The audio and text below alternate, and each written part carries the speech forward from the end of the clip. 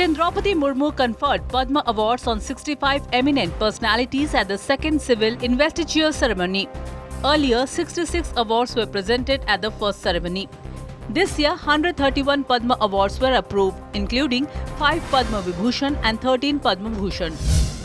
The centre has granted tax exemption to foreign institutional investors on capital gains and interest income from investments in government securities.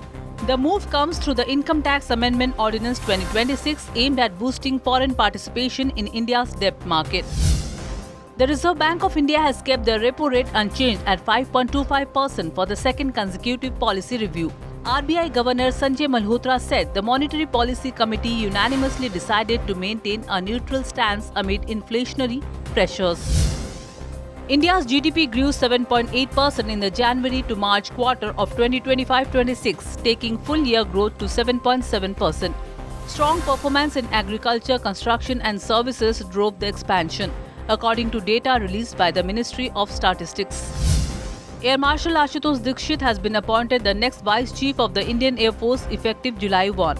A decorated test pilot and fighter combat leader, he has over 3,300 flying hours and currently serves as Chief of Integrated Defence Staff. Odisha Chief Minister Mohan Charan Majhi and actress turned MP Kangana Ranawat joined the Ek Ped Maa Ke Naam campaign by planting saplings at the CM's residence in Bhubaneswar on World Environment Day, highlighting the state's commitment to environmental conservation. Senior leader Debashish Samantrai filed his nomination for the Rajya Sabha by-election from Odisha as BJP candidate. With 79 MLAs in the 147-member assembly, the BJP is well positioned to secure his election, raising its Rajya Sabha strength from Odisha to 4. Economist Neelkanth Mishra has been appointed Executive Director at the World Bank headquarters in Washington, D.C. for 3 years.